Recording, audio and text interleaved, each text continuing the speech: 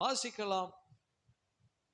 மத்தேயு எழுதின சுவிசேஷம் 19ஆம் அதிகாரம் 25, 26 வசனங்கள்.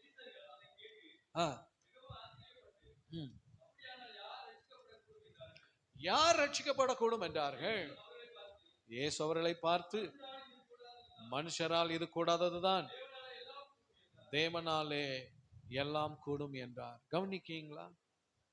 எவரையும் ரட்சிக்க தேவனாலே கூடும். சீசர்கள் கேட்டாங்க, யார் ரட்சிக்கப்பட முடியும் ஆண்டவரே? யார் ரட்சிக்கப்பட முடியும்? ஏன் சொல்லுங்க. இதுல ஒரு சம்பவம் நடக்கிறது, கவனிக்கீங்களா? ஒரு வாலிபன் ஒருவன் ஆண்டவரிடத்தில் வருகிறான். ஆண்டவரிடத்துல கேட்கிறான், ஆண்டவரே, வாலிபன், நான் நித்திய ஜீவனை சுதந்திரிக்கணும். கவனிக்கீங்களா? நித்திய ஜீவன், பரலோக ராஜ்யத்துக்கு நான் வரணும். இந்த உலகம் பூலோகம், இந்த உலகத்துல நாங்க வாழ்றோம். ஆனா பரலோகம்னு ஒண்ணு இருக்கு ஆண்டவரே, அதுதான் அழியாத ராஜ்யம், அது நித்திய ராஜ்யம். நித்திய ஜீவன் அப்படின்னு போட்டிருக்கு பார்த்தீங்களா? Everlasting life. நித்திய ஜீவன்னா எப்பவுமே நாங்க வாழக்கூடிய இடம் அதுதான் ஆண்டவரே. இந்த பூமியில கொஞ்ச காலம் நாங்க வாழ போறோம், ஆனா நித்திய காலமா வாழ்ற ஒரு இடம் இருக்கு, அது பேரு நித்திய ஜீவன், பரலோக ராஜ்யம். நான் அதுக்கு என்ன செய்யணும்? வரணும். அதுக்கு வரணும்னா நான் என்ன செய்யணும்? ஆண்டவர் அவன்கிட்ட நிறைய காரியம் சொன்னார். ஆண்டவர் அவனை பார்த்து சொன்னாரு, நீ கொலை செய்யாதிருப்பாயாக, விபச்சாரம் செய்யாதிருப்பாயாக, களவு செய்யாதிருப்பாயாக, பொய் சாட்சி சொல்லாதிருப்பாயாக, உன் தகப்பனையும் உன் தாயையும் கனம் பண்ணுவாயாக, உன்னிடத்தில் நீ அன்பு கூறுகிறது போல பிறனிடத்தில் அன்பு கூறுவாயாக, இதெல்லாம் நீ கை கொள்ளு அப்படி சொன்ன அவனுக்கு ரொம்ப சந்தோஷம். அவன் சொல்றான், ஆண்டவரே, சின்ன வயசுல இருந்து நான் இதெல்லாம் கை கொள்றேன் ஆண்டவரே. சின்ன வயசுல இருந்து எங்க அப்பா அம்மாவை நான் நல்லா கனம் பண்றேன். ஒவ்வொரு காரியத்தையும் நீங்க இந்த வசனம் சொன்ன மாதிரியே நான் என்ன செய்யறேன்? நடக்கிறேன். ஆனாலும் அவன் சொல்றான், இன்னும் என்கிட்ட ஏதாவது குறை இருந்தா சொல்லுங்க. நான் எங்க வரணும்? நித்திய ஜீவனுக்கு வரணும், பரலோக ராஜ்யத்துக்கு வரணும். இயேசு கிறிஸ்து அவன்கிட்ட சொல்றாரு, நீ பூரண சற்குணனா இருக்க விரும்பினா போய் உனக்கு உண்டானவைகளை விற்று தரித்திரருக்கு கொடு, அப்பொழுது பரலோகத்தில் உனக்கு பொக்கிஷம் உண்டாயிருக்கு, பின்பு என்னை பின்பற்றி வா. ஆண்டவர் சொன்னார். அவன் ஒரு பெரிய ஐஸ்வர்யவான் பாருங்களேன். ஆண்டவர் சொல்றாரு, நீ உனக்கு இருக்கிறத வித்து ஏழை ஜனங்களுக்கு கொடு. ஏழை ஜனங்கள் தரித்திரத்துல இருக்காங்க, பசி பட்டினியில இருக்காங்க, அவங்களுக்கு கொடு. நீ என்ன பின்பற்றி வா, இனி ஏன் பின்னால வா. இந்த வாலிபன் மிகுந்த ஆஸ்தி உள்ளவனாய் இருந்தபடியினால் இந்த வார்த்தையை கேட்டபோது துக்கமடைந்தவனாய் போயிட்டான். கவனிக்கீங்களா? எல்லாம் நல்லவன் தான் அவன், ஆனா நீ இந்த ஆஸ்தியை வித்து ஏழைக்கு கொடுத்துட்டு என் பின்னாடி வானோன்னு அவனுக்கு ரொம்ப துக்கமாயிடுச்சு. இது எப்படி செய்ய முடியும் அப்படின்னு துக்கத்தோட போயிட்டான் பாருங்க. அப்பதான் இயேசு கிறிஸ்து சொன்னாரு, ஐசுவரியவான்கள் தேவனுடைய ராஜ்யத்தில் பிரவேசிப்பதை பார்க்கிலும் ஒட்டகமானது ஊசியின் காதுல நுழைவது எளிதாயிருக்கும் என்று உங்களுக்கு சொல்லுகிறேன். அல்லேலூயா சொல்லுவோமா? அந்த காலத்துல அந்த பட்டணத்தை சுற்றி மதில் சுவர் கட்டப்பட்டிருக்கும் பாருங்க, அலங்கம். அலங்கத்துல ஒரு சில குறிப்பிட்ட வாசல், எப்பவுமே பெரிய கேட் திறந்திருக்கும், ஆனா சில நேரம் அந்த சின்ன வாசல் வழியா தான் மக்கள் போயிட்டு வருவாங்க. ஒட்டகம் அந்த சின்ன வாசல் வழி எப்படி போக முடியும்? அத மாதிரி ஐஸ்வர்யவான் பரலோக ராஜ்யத்துல பிரவேசிக்கிறது கொஞ்சம் கஷ்டம்தான் அப்படின்ற மாதிரி ஆண்டவர் சொல்றார். கவனிக்கீங்களா? உடனே சீசர்கள் கேட்குறாங்க, அப்ப யார் ரட்சிக்கப்பட முடியும்? இப்ப ஐஸ்வர்யவான்கள்லாம் ரட்சிக்கப்பட முடியாதா? அப்பதான் ஆண்டவர் இயேசு சொல்றார், தேவனால் எல்லாம் கூடும். சத்தமா சொல்லுவோம் அல்லேலூயா. தேவ பிள்ளைகளே, மிகுந்த ஆஸ்தி உள்ள வாலிபன் துக்கத்தோடு போய்விட்டான். ரட்சிப்புக்கு அர்ப்பணிக்காமல் போய்விட்டான். வழி விலகி போய்விட்டான். பணத்தை நம்பி தேவனை விட்டு விட்டு போய்விட்டான். ஆனால் வேதம் சொல்லுகிறது, தேவனால் ரட்சிக்க கூடும். அல்லேலூயா சொல்லுவோமா? சத்தமா சொல்லுங்க அல்லேலூயா. இந்த வார்த்தைகளை வாசித்தோன்னே நீங்களும் அப்படியே யோசிச்சுட்டே இருக்கீங்க, என்னடா இது அப்படின்னு சொல்லி. கவனிக்கீங்களா தேவனுடைய பிள்ளைகளே, நம்முடைய வாழ்க்கையில ரட்சிப்பு மிக மிக முக்கியம் என்பதை இந்த வேத வசனம் சத்தியம் உங்களுக்கு சொல்லுகிறது. உலகத்தில் பணத்தை பார்க்கிலும், சொத்து சுகத்தை பார்க்கிலும், வீடு ஆஸ்தியை பார்க்கிலும், இந்த உலகத்தின் எல்லாவற்றை பார்க்கிலும் உங்கள் ரட்சிப்பு மிக மிக முக்கியமானது. ஆண்டவர் இயேசு சொன்னார், மனிதன் உலகம் முழுவதையும் ஆதாயப்படுத்தி கொண்டாலும் தன் ஆத்துமாவை நஷ்டப்படுத்தினால் அவனுக்கு லாபம் என்ன? ஹல்லேலூயா. இந்த உலகத்துல பல ஆஸ்தி சுதந்திரத்தோடு, வீடு வாசலோடு, சொத்து சுகத்தோடு திரளான ஜனங்கள் வாழ்கிறார்கள். ஆனால் ஆண்டவர் இயேசுவை அறியாமல், ரட்சிக்கப்படாமல், மனம் திரும்பாமல் பாவத்திலும் சிற்றின்பத்திலும் மூழ்கி வாழ்கிறார்கள். ஆண்டவர் இயேசு சொல்கிறார், உலகமே உங்களுக்கு சொந்தமாய் இருந்தாலும், ஆனால் ஒரு நாள் நீ மரிக்கும் பொழுது உன் ஆத்துமா ரட்சிக்கப்படாமல், உன் ஆத்துமா மனம் திரும்பாமல், இயேசுவுக்கு பிரியமான ஒரு வாழ்க்கை வாழாமல், உன் வாழ்க்கையை மனம் போல் வாழ்ந்து கழித்து அந்த ஒரு நாள் மரித்து போவாயானால் உனக்கு லாபம் என்ன? ஆண்டவர் சொன்னார், கவனிக்கீங்களா? இந்த பூமியில கல்லறையில வச்சு மூடி விடுவார்கள். உன் ஆத்துமா எங்கு செல்லும்? பாதாள நரக பாதாளத்திலே, அக்கினி கடலிலே தவித்து கொண்டிருக்குமானால் இந்த உலகத்தில் நீ சுகபோகமாய் வாழ்ந்து உனக்கு என்ன பிரயோஜனம் என்பதுதான் தேவனுடைய சத்தியம். அல்லேலூயா.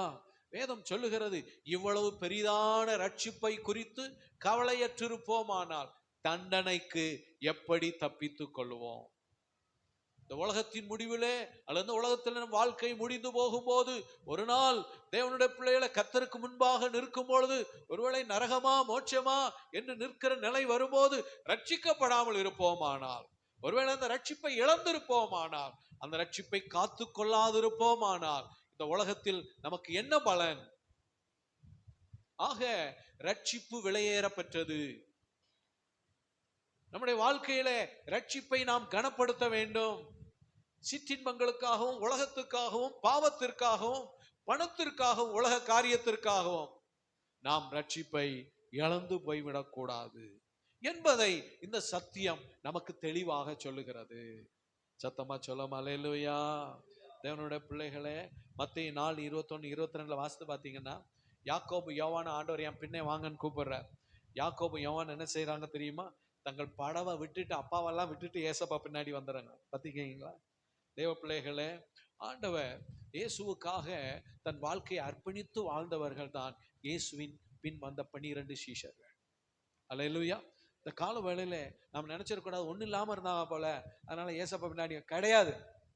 யாக்கோபு யோவான் அவங்க அப்பாவுக்கு நல்ல அழகா பெரிய போட் இருந்தது. அவங்க அப்பா கூட போட்ல இவங்க ஹெல்ப் பண்ணிட்டு பெரிய பிசினஸ்ல இருந்தாங்க.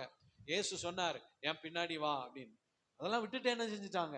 வந்துட்டாங்க. இன்னைக்கும் உலகத்துல வாழ்ற அநேகர் பெரிய தேவ ஊழியர்கள், கர்த்தருக்காக வாழ்கிற அநேக விசுவாசிகள் உலகத்துல தேவனுக்காக அநேக காரியங்களை விட்டு, அல்லேலூயா, ஒருவேளை தான் செய்து வந்த நல்ல அரசு வேலைகளை விட்டுவிட்டு இயேசுவுக்காக ஊழியத்திற்காக அர்ப்பணித்து இருக்கிறார்.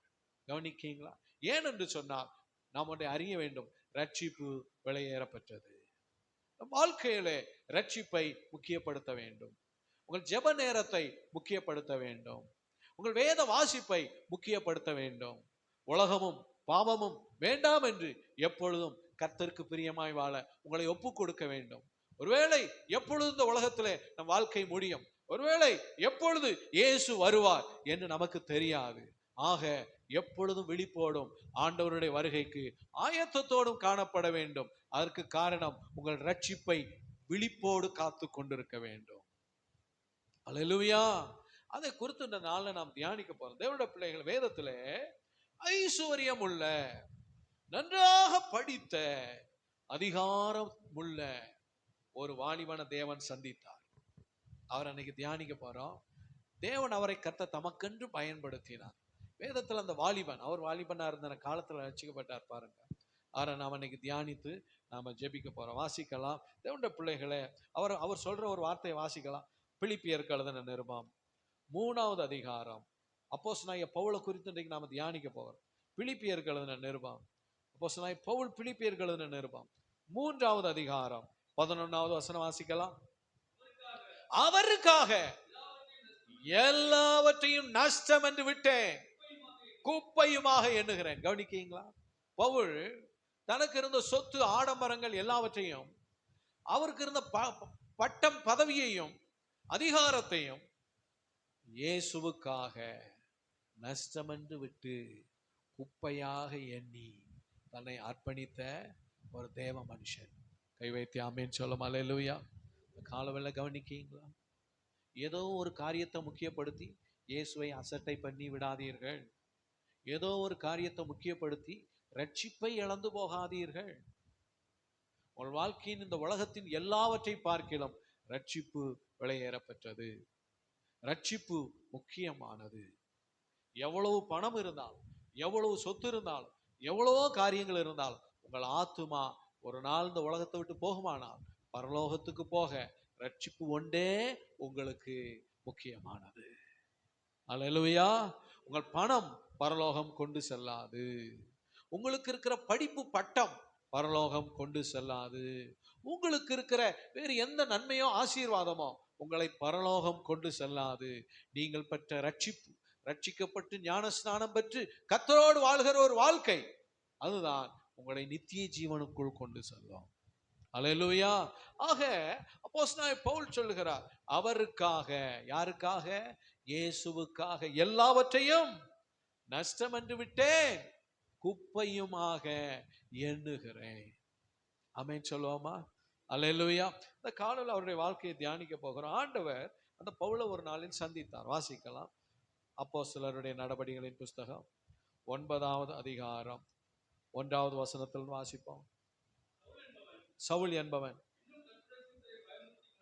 இன்னும் கர்த்தருடைய சீசரை பயமுறுத்தி கொலை செய்யும்படி சீரி பிரதான ஆசாரியனிடத்து போய், இந்த மார்க்கத்தாராகிய புருஷரை ஆகிலும் ஸ்திரீகளை ஆகிலும் நான் கண்டுபிடித்தால் அவர்களை கட்டி எருசலேமுக்கு கொண்டு வரும்படி தமஸ்குவில் உள்ள ஜெப ஆலயங்களுக்கு நிருபங்களை கேட்டு வாங்கினான். வாசிப்போம். அவன் பிரயாணமாய் போய் தமஸ்குவுக்கு சமீபத்த போது சடிதியிலே வானத்திலிருந்து ஒரு ஒளி அவனை சுற்றி பிரகாசித்தது. நல்லா கவனிக்கீங்களா? இயேசு சவுலை சந்தித்தார். இயேசு சவுலை சந்தித்து ரட்சித்தார். கவனிக்கீங்களா? இந்த சவுல் என்கிற வாலிபன், கர்த்தர் அவனை பவுல் என்கிற வாலிபனாக அவன் வருங்க நாட்கள் அந்த அப்போஸ்தலர் நடவடிக்கை புத்தகத்தில் வாசிக்கிறோம். கவனிக்கீங்களா தேவனுடைய பிள்ளைகளே? இந்த சவுல் தேவன் இயேசு கிறிஸ்துவை விசுவாசியாதவன், இயேசு கிறிஸ்துவை நம்பாதவன். அதுவும் அதோட விடலாம் பாருங்க. இயேசு கிறிஸ்துவை நம்புகிறவர்களை உபத்திரவப்படுத்துகிறவன். இன்னும் சொல்ல போனா, இயேசு கிறிஸ்துவை யாராவது அறிவித்தால் இவனுக்கு பயங்கர கோபம் வரும். அவர்களை கொலை செய்யவும் துணிகிறவன். ஸ்தேவான் கொலை செய்யப்படுவதற்கு இவனும் அந்த சாட்சிக்காரர் அந்த வஸ்திரங்களை கலத்தி வைத்த போது அவன் அந்த வாலிபன் பாதத்தில் வைத்தார்கள். கவனிக்கீங்களா? இந்த சவுல் இயேசுவை பின்பற்றுகிறவர்கள் கொலை செய்யப்பட வேண்டும் என்று வெறி பிடித்தவன். இயேசுவை நேசிக்காதவன், இயேசுவை வெறுக்கிறவன், நன்றாக படித்தவன், பணமுள்ளவன், அதிகாரம் உள்ளவன், ஆனால் ரட்சிப்பு இல்லை. அல்லேலூயா சொல்லுவோம். அல்லேலூயா. ஆனால் ஒரு நாளில் இயேசு அவனை சந்திக்கிறார். கவனிக்கீங்களா? தமஸ்குங்கிற பட்டணத்துக்கு அவன் போறான். பிரதான ஆசாரியர்கிட்டலாம் லெட்டர் வாங்கியிருக்கான். கவனிக்கீங்களா? இந்த காலத்துல சிலர் சுவிசேஷம் அறிவிக்க போகும்போது கேட்பாங்க, நீங்க தெருவிலோடி சுவிசேஷம் அறிவிக்கீங்களே, என்ன எதுவும் உங்களுக்கு ஆதாரத்துக்கு எதுவும் உங்களுக்கு பெர்மிஷன் லெட்டர் எதுவும் இருக்கா? சுவிசேஷத்தை அறிவிக்கிறதுக்கு பெர்மிஷன் லெட்டர் எது சொல்லுங்க? இதுதான் பெர்மிஷன் லெட்டர். அல்லேலூயா சொல்லுவோமா? தேவ பிள்ளைகளை, ஒரு நாள் நம்ம ஊருக்குள்ள ஒரு சுவிசேஷம் அறிவிக்கும் போது ஒருத்தர் சொன்னார், என்ன பெர்மிஷன் லெட்டர் வச்சிருக்கீங்களா? அப்போ கையில ட்ராக்ஸ் தான் இருந்தது. நான் சொன்னேன், சர்ச்சில் இருக்கு. பைபிள் எங்க இருக்கு? சர்ச்சில். சர்ச்சில் வாங்க, உங்களுக்கு பெர்மிஷன் லெட்டர் காட்டுறேன். அல்லேலூயா சொல்லுவோமா? கவனிக்கீங்களா? நமக்கு பெர்மிஷன் லெட்டர் என்னது சொல்லுங்க? சுவிசேஷம் அறிவிக்கிறது. நீங்கள் உலகமெங்கும் போய் சர்வ சிருஷ்டிக்கும் சுவிசேஷத்தை பிரசங்கம் பண்ணுங்கள். இதுதான் பெர்மிஷன் லெட்டர். யார் கொடுத்துக்கா? நம்ம ஆண்டவர் நமக்கு கொடுத்திருக்கார். சத்தமா சொல்லுமா அல்லேலூயா. ஆனா அந்த சவுல் கவனிக்கீங்களா, பிரதான ஆசாரியர்கிட்ட லெட்டர் வாங்கிட்டு போறார். எதுக்கு சொல்லுங்க? கர்த்தருடைய பிள்ளைகளை துன்பப்படுத்துற அதிகாரம் வாங்கிட்டு போறார். நமக்கு அதிகாரம் கொடுத்திருக்கிறது ஆண்டவர் இயேசு கிறிஸ்து. நல்லா கவனிங்க. அவர் போயிட்டு இருக்கிறாரு. போயிட்டு இருக்கிற வழியில பிரயாணமாய் போய் தமஸ்குவுக்கு சமீபித்த போது சடிதியிலே வானத்திலிருந்து ஒரு ஒளி அவனை சுற்றி பிரகாசித்தது. நல்லா கவனிக்கீங்களா? தேவன் அந்த சவுலை ஒளியினால் சந்தித்தார். ஒரு ஒளி அவனை சந்தித்தது. தேவனுடைய பிள்ளைகளே, தேவ ஒளி ஒரு நாள் நம்மை சந்தித்தது. ஒளியாகிய இயேசு அவனை சந்தித்தார். யோவான் எழுதின சுவிசேஷம் 1வது அதிகாரம் 4வது 5வது வசனம் 9வது வசனம், அவருக்குள் ஜீவன் இருந்தது, அந்த ஜீவன் மனுஷருக்கு ஒளியாக இருந்தது. கவனிக்கீங்களா? இயேசு கிறிஸ்து இந்த உலகத்துக்கு ஒளியாக இருக்கிறார். யோவான் 1:9, உலகத்துல வந்து எந்த மனுஷனையும் பிரகாசிப்பிக்கிற ஒளி அந்த மையான ஒளி. அந்த ஒளி இயேசு கிறிஸ்து அவன் மேல பிரகாசிக்கிறார். கவனிக்கீங்களா? கடந்த நாள செல்சியா சாட்சி அலி கொடுத்திருந்தா பாருங்க. இயேசுவே அப்படி சொல்லும் போது ஒரு ஒளி என்ன செஞ்சுதான் அப்படியே அவன் மேல அடிச்சுதான். ஒளி அடிச்ச உடனே என்னது எப்படி இருந்ததான் சொல்லுங்க? சந்தோஷமா இருந்துச்சு. தேவனுடைய ஒளி நம்ம மேல வந்தா என்ன இருக்கும் சொல்லுங்க? மகிழ்ச்சியா. இதான் ரட்சிப்பின் சந்தோஷம். கர்த்தர் சந்திக்கிறார். சவுலை கர்த்தர் சந்தித்தார், ஒளியாய் சந்தித்தார். கர்த்தருடைய ஒளி ஒரு மனுஷன் மேல பிரகாசிச்சுன்னா அவனுக்கு வாழ்க்கையில போராடுற இருள்லாம் விலகிடும். பாவ இருள் விலகிடும், போராட்ட இருள் விலகிடும், மரண இருள் விலகிடும், சாப இருள் விலகிடும் வாழ்க்கையில. அல்லேலூயா. அந்த ரட்சிப்பை நீங்க காத்துக்கொள்ற வரைக்கும் இருள் உங்க பக்கத்துல வராது, பாவ இருள் உங்களை அணுகாது, போராட்டம் உங்களை நெருங்காது. ஒரு நாள் ரட்சிக்கப்பட்டு ஞானஸ்நானத்தை அதோட விட்டுறாம டெய்லி ஆண்டவர் சமூகத்துல 1 மணி நேரமாவது காத்திருந்து ஜெபம் பண்ணி அந்த ரட்சிப்பிலே இருப்பீங்கன்னா உங்களுக்கு எதிராக ஒரு இருளும் நிற்க முடியாது. அல்லேலூயா சொல்லுவோமா? ஒரு நாள் இயேசு சவுலை எப்படி சந்திச்சார் சொல்லுங்க? வெளிச்சமாக அவன் முகத்திலே வருகிறார். இவ்வளவு நாள் அவன் பார்த்த பார்வையெல்லாம் தேவ ஜனங்களை பார்த்தால் கோபமாக, ஆனால் இப்பொழுது அந்த கண்கள் குருடாகிவிட்டது. ஆவிக்குரிய கண்களை கர்த்தர் திறந்து தேவனை தரிசிக்க செய்கிறார். தேவனுடைய பிள்ளைகளே, அந்த ஒளி சந்தோஷிப்பிக்கும் ஒளி. இயேசுதான் அந்த ஒளி. ஆமென் சொல்லுவோமா? அது தொடர்ந்து அந்த 4வது வசனம் வாசிப்போம். அப்போஸ்தலர் 9:4, அவன் தரையில விழுந்தான்.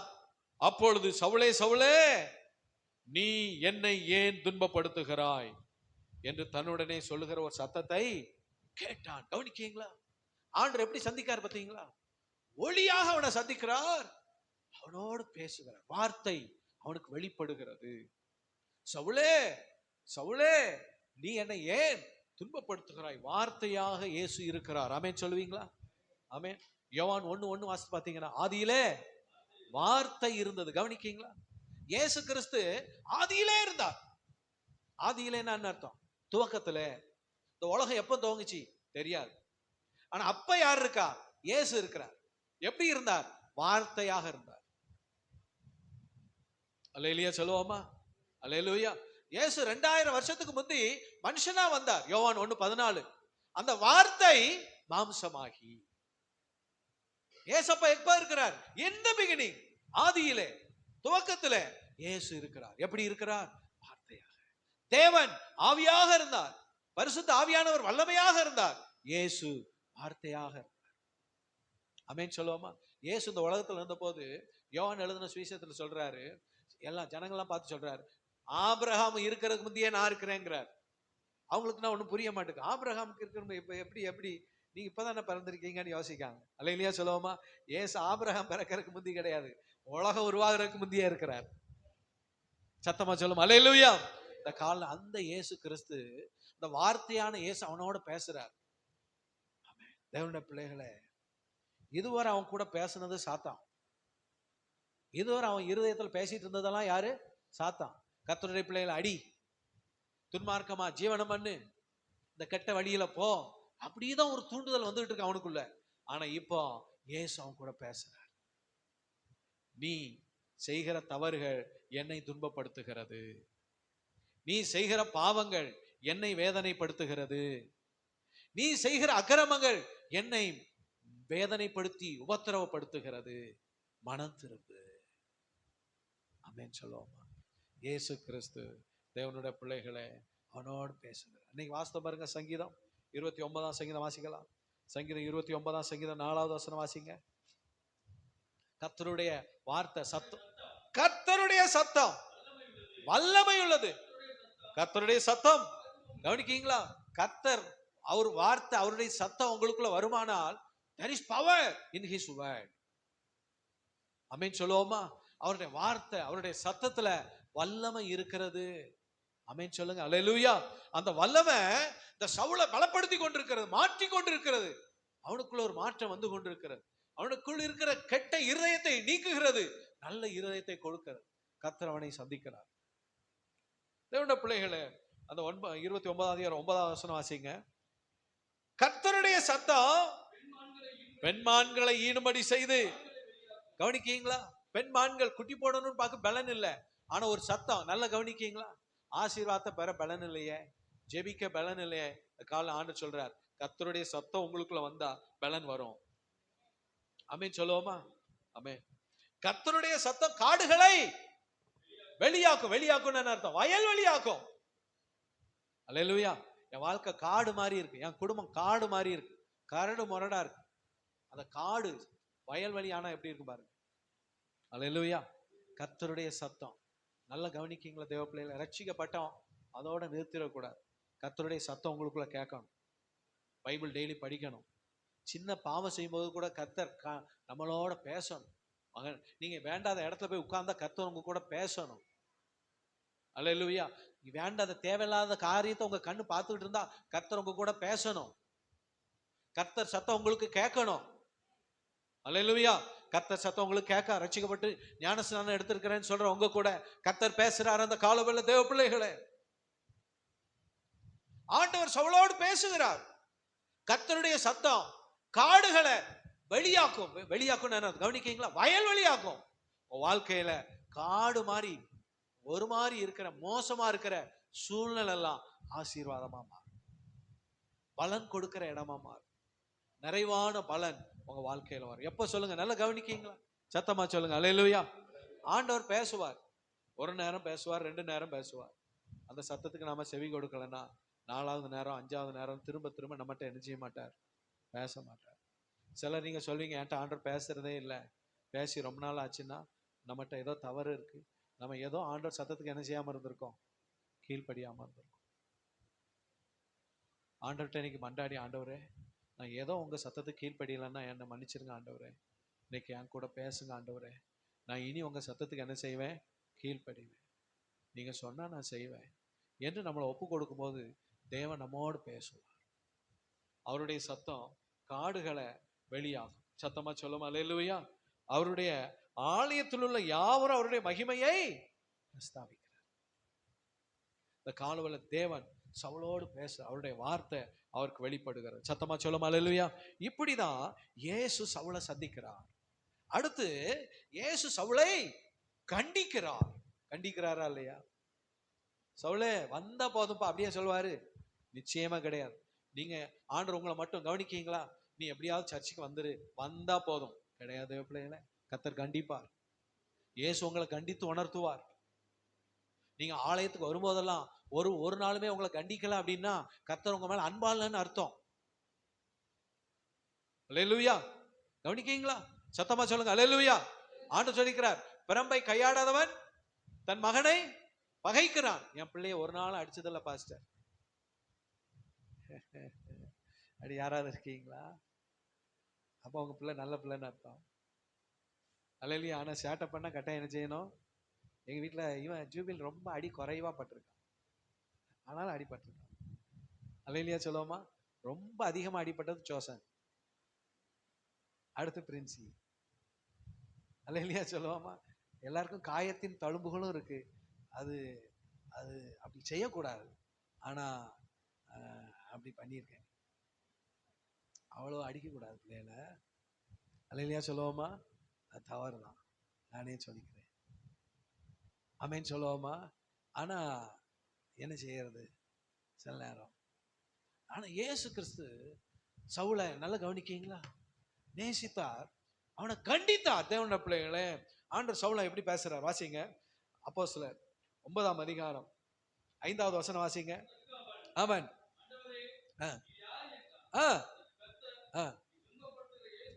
நீ துன்பப்படுத்துகிற இயேசு நானே, முள்ளில் உதைக்கிறது உனக்கு கடினமாம். அல்லேலூயா சொல்லுவோமா. ஆண்டு சொல்றார், கவனிக்கீங்களா. நீ இப்படியே போனா முள்ள உதைக்கிற மாதிரி தான் உன் வாழ்க்கை. உன் வாழ்க்கை முள்ளுல உதைக்கிற மாதிரி தான். உன் வாழ்க்கையில் இருக்கிற ஆசீர்வாதம் எல்லாம் போய், முள் என்பது எதை குறிக்கிறது? சாபம். நீ சபிக்கப்பட்ட வாழ்க்கை வாழ்வா சவுல். உன் வாழ்க்கை சாபமா போயிரும் சவுல் என்று ஆண்டவர் அவனை கடிந்து கொள்ளுகிறார். இந்த காலவெள்ள தேவனுடைய பிள்ளைகளே, அவனிடத்துல பணம் இருந்தது, பட்டம் இருந்தது, அதிகாரம் இருந்தது. ஆண்டவர் அவனை பார்த்து பேசுறார். உன்கிட்ட இருக்கிற பணத்தினால், உனக்கு இருக்கிற பட்டம் பதவியினால், அதிகாரத்தினால் நீ என்னை அசட்டை பண்ணாதே. உன் காலால் முள்ளை உதைப்பது போல உன்னை நீயே உபத்திரவப்படுத்தாதே. உனக்கு நீயே சாபத்தை தேடிக்கொள்ளாதே. கவனிக்கீங்களா. என்றால் ஒருவன் ரட்சிப்பை இழந்து போனால் அவனுக்கு என்ன கிடைக்கும் சொல்லுங்க? ஆசீர்வாதமா? கவனிக்கீங்களா. ரட்சிப்பை இழந்தால் கிடைப்பது சாபம். கவனிக்கீங்களா. ஒரு நாளும் ரட்சிப்பை என்ன செஞ்சிடக்கூடாது, அசட்டை பண்ணக்கூடாது. ஒரு நாளும் நீங்க பெற்ற ரட்சிப்பை கனப்படுத்தாம விட்டுறக்கூடாது. இந்த ரட்சிப்பு விலையேற பெற்றது. உலகத்தில் இருக்கிற உங்களுக்கு எத்தனை சொத்து சுதந்திரங்களை விட, எத்தனை பணங்களை விட, எல்லாவற்றை விட விலையேற பெற்றது அந்த ரட்சிப்பு. அல்லேலூயா. அந்த ரட்சிப்பு மட்டும் உங்க வாழ்க்கையில இருந்ததுன்னா, அதுல இருந்து நிறைய பிளஸிங் உங்களுக்கு வந்துகிட்டே ஆசீர்வாதத்தின் பெருக்கம் வரும். இல்லையா, இருக்கிறதும் ஒண்ணு இல்லாம போகிற சாபம் வரும். முள்ளும் குறுக்கும் முளைக்கும். சாபத்தின் தீமைகள் நம் வாழ்க்கையை அழித்து போடும். ஆண்டவரை எச்சரிக்கிறார், கடிந்து கொள்ளுகிறார். எபிரேயர் எழுதின நிருபம் 12வது அதிகாரம் 5வது 6வது வசனம் வாசிப்போம். எபிரேயர் 12, 5, 6 வசனங்கள் சத்தமா வாசிங்க. எபிரேயர் 12, 5, 6 வசனங்கள். அன்றியும் என் மகனே, கர்த்தருடைய சிட்சையை அற்பமாக எண்ணாதே. சத்தமா சொல்லுமா. அல்லேலூயா. கர்த்தருடைய சிட்சையை சில நேரம் ஆண்டவர் கடிந்து கொள்வார், பிரசங்கத்துல கடிந்து கொள்வார். உடனே நாம என்ன செஞ்சிருவோம்? ஆமா அது சரி அப்படின்னு விட்டு போயிரும். இல்ல, அசால்ட்டா விட்டுறக்கூடாது. ஆமென் சொல்லுங்க. அடுத்து வாசிங்க. அவரால் கடிந்து கொள்ளப்படும் போது சோர்ந்தும் போயிடக்கூடாது. கவனிக்கீங்களா. இப்படி ஆண்டவர் சொல்லிவிட்டார, இப்படி ஆண்டவர் சொல்லிவிட்டார, சாபம் வந்துடும் சொல்லிவிட்டார அப்படின்னு சோர்ந்தும் போயிடக்கூடாது. அந்த அசட்டையும் பண்ணிடக்கூடாது. அப்ப என்ன செய்யணும்? கவனமா இருந்து சரி செஞ்சிடணும். அப்போ நீங்க ஆசீர்வதிப்பாங்க. ஆமென் சொல்லுவோமா. வாசிங்க 6வது வசனம். கர்த்தர் எவனிடத்தில் அன்பு கூறுகிறாரோ அவனை அவர் சிட்சித்து தாம் சேர்த்து கொள்கிற எந்த மகனையும் தண்டிக்கிறார் என்று பிள்ளைகளுக்கு சொல்லுகிறது போல உங்களுக்கு சொல்லியிருக்க புத்திமதியை மறந்தீர்கள். நல்லா கவனிக்கீங்களா. ஆண்டவர் சொல்றாரு, கர்த்தர் எவனிடத்தில் அன்பு கூறுகிறாரோ அவனை அவர் சிட்சித்து தாம் சேர்த்து கொள்கிற எந்த மகனையும் சிலர் கர்த்தர் தண்டிக்கிறார். அதை கண்டு நீங்க சோர்ந்துடக்கூடாது. ஆண்டவரே ஏன் இந்த கஷ்டம் எனக்கு? யோசித்து பார்த்து நம்ம வாழ்க்கையை சரி செய்யணும். ஆமென் சொல்லுவோமா. ஆனா சவுல் தன் வாழ்க்கையை கர்த்தருக்கு ஒப்பு கொடுத்தான். 6வது வசனத்துல வாசிக்கிறோம். அப்போஸ்தலர் 9:6. அவன் நடுங்கி திகைத்து, ஆண்டவரே நான் என்ன செய்யணும், நடுங்கணும். கர்த்தருக்கு முன்பாக தாழ்மைப்படுங்க. பயத்தோடு கர்த்தரை சேவிங்க. நடுக்கத்தோடு களி கூறுங்க. உங்க வாழ்க்கையில நல்லா கவனிக்கீங்களா? நீங்க நினைக்கலாம், ரட்சிக்கப்பட்டேன் பாஸ்டர், ரட்சிக்கப்பட்டோம். ஆனா அந்த ரட்சிப்பின் அனுபவம் இன்னைக்கு எப்படி இருக்கு? அதுக்கு தான் அந்த செய்தி. அல்லேலூயா. அந்த ரட்சிப்பின் அனுபவத்தை இன்னைக்கு நீங்க காத்திருக்கீங்களா? நாம இன்னைக்கு ஆண்டவர் வருவார்னா நாமளும் பரலோகத்துக்கு போகணுமே. அவரோடு கூட நித்திய ஜீவனுக்கு போக முடியுமா? இந்த காலவல்ல தேவ பிள்ளைகள், ஒருவேளை இன்னும் ரட்சிக்கப்படலை, ஞான ஸ்நானம் எடுக்கல யாராவது இருப்பீங்கன்னா இன்னைக்கு அதுக்கு ஒப்பு கொடுங்க. உங்களுக்கு இருக்கிற இந்த உலகத்தின் வேற எதையும் விட விலையேறப்பட்டது ரட்சிப்பு. இன்னும் நீங்க ஞானஸ்நானம் எடுக்கலன்னா ஒரு பெரிய ஆசீர்வாதத்தை இன்னும் தள்ளி விடுகிறீர்கள். அரசாங்க வேலை, ஒரு மாசம் 1 லட்சம் ரூபாய் சம்பளம்னா விடுவீங்களா? அதை விட பெரிய ஆசீர்வாதம் ரட்சிப்பு. யாராவது அதை விடுவீங்களா சொல்லுங்க? கவர்மெண்ட் வேலை, ஒரு மாசம் உங்களுக்கு 1 லட்சம் ரூபாய் சம்பளம். ஐயோ நாளைக்கே வந்துடும், எப்போ வரணும்னு சொல்லுங்க, அடுதானே போவோம் இல்லையா? சொல்லுங்க நீங்க. ஆண்டு சொல்ற அதை விட more than valuable blessing, விலையேறப்பெற்ற ஆசீர்வாதம் உங்கள் ரட்சிப்பு. இன்னும் ரட்சிக்கப்பட்டு இன்னும் ஞான ஸ்நானம் எடுத்து இன்னும் கர்த்தருக்காக உங்களை ஒப்பு கொடுக்கலன்னா நீங்க கர்த்தருடைய ஆசீர்வாதத்தை அசட்டை பண்றீங்கன்னு அர்த்தம். காலவல்ல உற்சாகமா சொல்லும் அல்லேலூயா தேவனோட பிள்ளைகளே. ஆனா சவுல் பாருங்க, ஆண்டவர் சமூகத்துல சொல்றார், நான் என்ன செய்யணும்ப்பா? அப்பா நான் என்ன செய்யணும்? இயேசுவே, இதுவரை நான் செய்த பாவங்கள் நினைத்து வருத்தப்படுறேன், நான் என்ன செய்யணும்?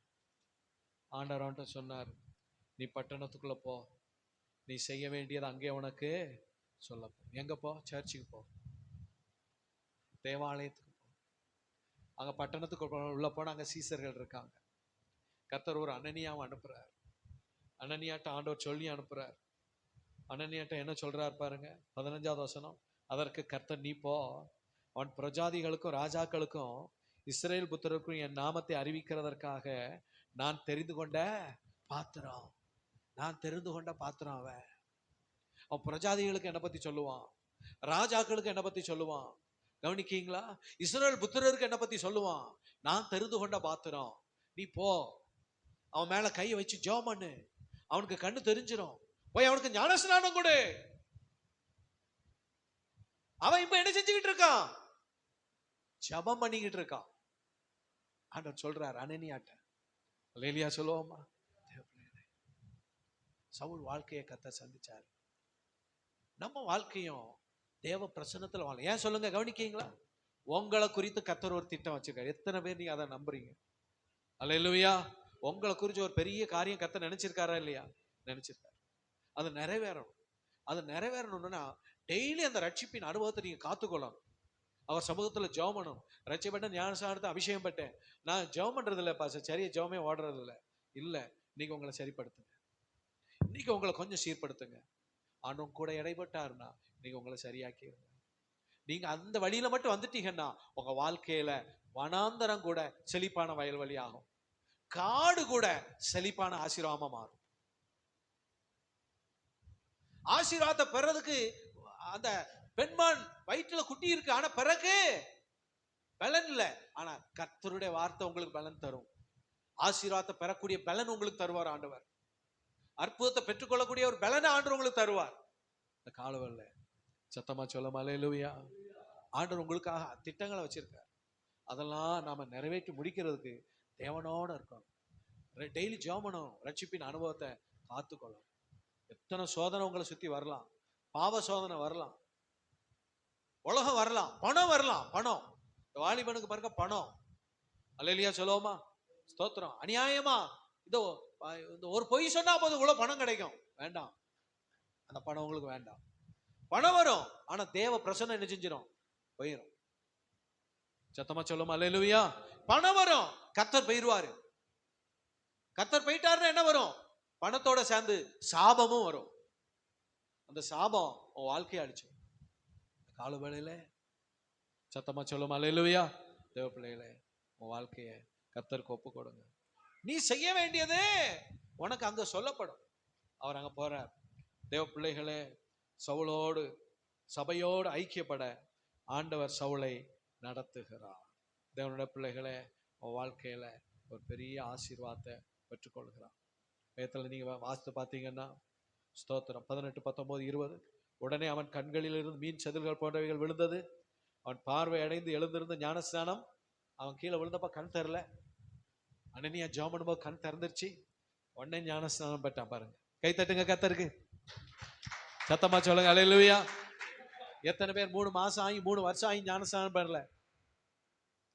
3 நாள் தான் ஆகுது பாருங்க. சத்தமா சொல்லுங்க அல்லேலூயா. தேவ பிள்ளைகளே, தாமதமின்றி, லேட் பண்ணல பத்தியல, நீங்க ஞானஸ்நானம் பெற்று தாமதமின்றி கிறிஸ்து தேவனுடைய குமாரன் என்ற ஆலயங்களிலே உடனே சுவிசேஷம் பிரசங்கம் பண்ண ஆரம்பிச்சிட்டு. எத்தனை பேர் ஞானஸ்நானம் பெற்ற ஊழியம் செய்றீங்க? சத்தம் ஆமேன்னு சொல்லுங்க அல்லேலூயா. ஊழியம் செய்யல, ஞாயிற்றுக்கிழமை சுவிசேஷம் அறிவிக்க வரல, பரவாயில்ல. நீங்க பாக்குறவங்க நண்பர்களுக்காக சுவிசேஷம் சொல்றீங்களா? இயேசு நேசிக்கிறாருன்னு சொல்றீங்களா? உங்களுக்கு தெரிஞ்ச யாரோ வியாதிப்பட்டு இருக்காங்களா, அவங்கள பார்த்து அவங்களுக்காக ஜெபம் பண்ணீங்களா? உங்க நண்பன் ஒருத்தர் வியாதியோட படுக்கையில இருக்காரு, அவரை போய் பார்த்து ஜெபம் பண்ணீங்களா? உங்க சொந்தக்காரங்க அப்படி இருக்காங்களே, அவங்களுக்காக நீங்க போய் ஜெபம் பண்ணீங்களா? இந்த கால வேளையில கர்த்தர் அதுக்குத்தான் நம்மளை வச்சிருக்கிறார். ஆமேன்னு சொல்லுவோமா? நீங்க மட்டும் அப்படி செஞ்சீங்க, நீங்க நினைப்பீங்க நான் போய் ஜெபம் பண்ணி ஒன்றும் நடக்கலன்னா நீங்க ஒன்றும் செய்ய வேண்டாம், தேவனால் எல்லாம் கூடும். சத்தமா சொல்லுவோமா அல்லேலூயா. இந்த சவுல் வாழ்க்கைய கர்த்தர் ஆசீர்வாதமா மாத்திட்டார். நல்லா கவனிக்கீங்களா? ஆண்டவர் இயேசு கிறிஸ்து சீசர்கள்ட்ட இப்படி சொல்லிட்டு இருக்கிறார், தேவனால் எல்லாம் கூடும். உடனே பேதுரு ஆண்டவர்கிட்ட கேட்கிறார் பாருங்க. அதை மட்டும் வாசி ஜெபம் பண்ண போறோம். மத்தேயு 19ஆம் அதிகாரம், மத்தேயு 19ஆம் அதிகாரம் 27ஆம் வசனம். அப்பொழுது பேதுரு அவரை நோக்கி, இதோ நாங்கள் எல்லாவற்றையும் விட்டு உம்மை பின்பற்றினோமே, எங்களுக்கு என்ன கிடைக்கும்? நல்லா கவனிக்கீங்களா? பேதுரு அழகா ஆண்டவர்கிட்ட கேட்கிறார், ஆண்டவரே உங்களுக்காக போட்டை விட்டேன், எல்லாம் விட்டுட்டு உங்க பின்னாடி வந்திருக்கேன், எனக்கு என்ன தருவீங்க? சத்தமா சொல்லுங்க அல்லேலூயா. சில நீங்க சொல்லுவீங்க, உங்களுக்காக ஆண்டவரே எத்தனை பேரை பகைச்சிருக்கேன் தெரியுமா? பைபிளை தூக்குனதுக்காக. சத்தமா சொல்லுமா அல்லேலூயா. தேவனுடைய பிள்ளைகளே, பைபிளை தூக்குனதுக்காக நான் எத்தனை பேரை பகைக்க வேண்டியிருந்தது தெரியுமா அப்படின்னு நினைக்கலாம். ஆண்டு சொல்றாரு, அதுக்குரிய பலனை கர்த்தர் நிச்சயமா உங்களுக்கு தருவார். சத்தமா ஆமென் சொல்லுவோமா அல்லேலூயா. கவனிக்கீங்களா? உலக ஞானத்தினால இயேசுவை சிலுவையில் அடிச்சது தேவ பிள்ளைகளை. கவனிக்கீங்களா? தேவனுடைய பிள்ளைகள் தேவ ஞானத்தை பெற்றுக்கொள்ளும் போது சிலுவையை எடுத்துட்டு போவாங்க. ஆண்டவர் சொன்னார், ஒருவன் என்னை பின்பற்றி வர விரும்பினால் தன் சிலுவையை எடுத்துட்டு. ஆமென் சொல்லுவோமா? இந்த கால வேளையில இயேசுவை சிலுவையில் அடிக்கிறவங்களா இல்ல, இயேசுவின் சிலுவையை டெய்லி சுமக்கிறவங்களா உங்க வாழ்க்கை இருக்கும்னு சொன்னா நிச்சயமா கர்த்தர் ஆசீர்வதிப்பார். ஆமென் சொல்லுவோமா? ஆண்டவருக்கு என்ன பதில் சொல்றார்? வாசிங்க 29ஆம் வசனம். 29.